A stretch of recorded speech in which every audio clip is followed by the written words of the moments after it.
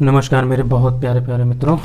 हम लोग बात कर चुके हैं अनुच्छेदों के बारे में। जहां तक हम लोग बात किए हैं अनुच्छेद 125 तक, यानी आर्टिकल 1 to 5 तक बात किए हैं।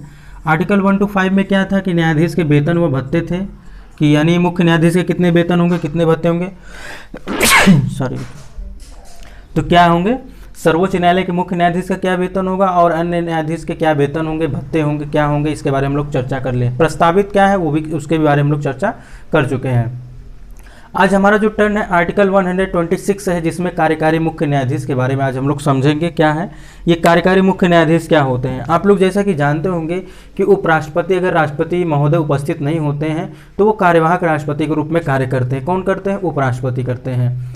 ठीक उसी रूप में अगर यहाँ पे देखा जाए तो यहाँ पे थोड़ी सी जो प्रावधान है या फिर थोड़ी सी जो शर्तें हैं वो अलग अलग हैं, थोड़े बहुत हेर फेर है, लेकिन उसी क्रम में है।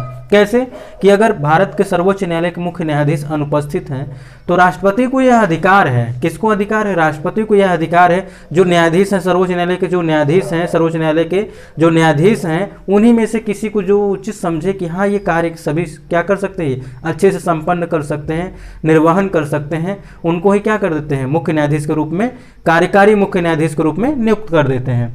फिर जैसे ही वो आ जाते हैं जो पहले थे, यानी कि जो पहले मुख्य न्यायाधीश के रूप में कार्य कर रहे थे, तो कार्यकारी जो मुख्य न्यायाधीश थे ये अपने पद से स्वयं हट जाएंगे। ठीक, और इनके द्वारा सारे कार्य जो किए जाएंगे, जो भी निर्णय लिए जाएंगे, वो सारे के सारे वैलिड माने जाएंगे। ठीक, इसके बारे में आप लोग समझिए। क्या है कि जब भारत के मुख्य न्यायाधीश का पद रिक्त है अथवा मुख्य न्यायाधीश किसी कारण से अनुपस्थित हैं, या फिर क्या कहा जा सकता है, ये अगर भारत से बाहर हैं, किसी विदेशी दौरे पे हैं, या फिर ये बीमार है, हॉस्पिटलाइज हैं, या फिर और कोई कारण हो सकता है, शारीरिक या मानसिक हो सकता है, जिसके कारण ये क्या हो ये अक्षम हो गए हों शारीरिक या मानसिक कारण से। तो जब तक ये सही ना हो जाएं, जब तक ये उपस्थित ना हो जाएं, तब तक क्या होगा, आइए हम लोग इसके बारे में समझते हैं। अथवा कार्य करने में क्या हो, असमर्थ हों या फिर वो अक्षम हो, तो राष्ट्रपति को यह अधिकार है कि वह सर्वोच्च न्यायालय के न्यायाधीशों में से ही, जितने न्यायाधीश होंगे उन्हीं न्यायाधीशों में से ही जिसे उचित समझे उसे कार्यकारी मुख्य न्यायाधीश के रूप में, ये शब्द जरूर ध्यान दीजिएगा, कार्यकारी मुख्य न्यायाधीश के रूप में क्या करेंगे, वो नियुक्त कर सकते हैं। कौन करेंगे?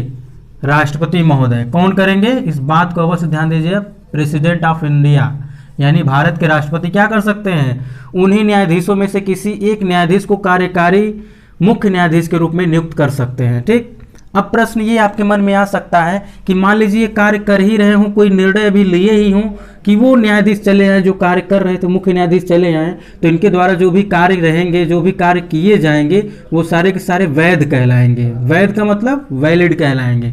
ऐसा नहीं होगा कि अब वो आ गए हैं, वो अपने हिसाब से निर्णय लेंगे, तो ऐसा हरगिज नहीं होगा। वो आएंगे तो आए, अपने पद पर वो क्या करेंगे, वो आसीन ही है। ये जो कार्यकारी मुख्य न्यायाधीश है ये अपने पद से स्वतः ही हट जाएंगे और ये अन्य न्यायाधीश के रूप में कार्य करने लग जाएंगे। तब ये कार्यकारी मुख्य न्यायाधीश के रूप में कार्य नहीं करेंगे।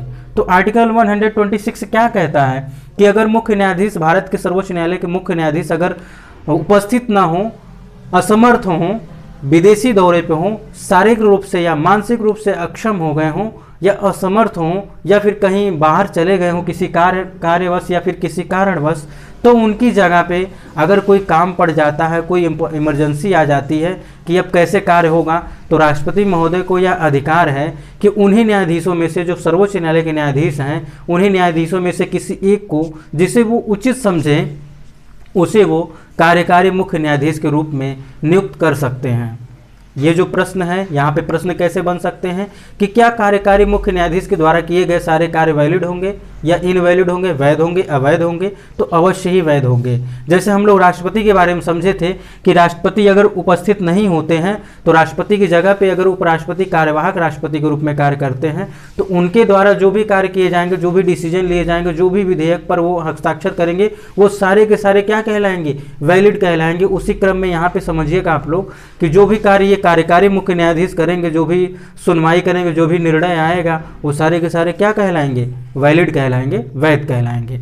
तो आज हम लोगों ने समझा है आर्टिकल 126 यानी अनुच्छेद 126। हम लोग नेक्स्ट आर्टिकल में समझेंगे 126 में एडहॉक जजेस यानी तदर्थ न्यायाधीश। तदर्थ न्यायाधीश बड़ा ही इंपॉर्टेंट है, बड़ा ही महत्वपूर्ण टॉपिक है, उसको आप अवश्य देखिए, क्योंकि बहुत से ऐसे मित्र हैं जो बहुत ही कंफ्यूज रहते हैं कि क्या कह रहे हैं, ये इसमें क्या बातें बताई जा रही है।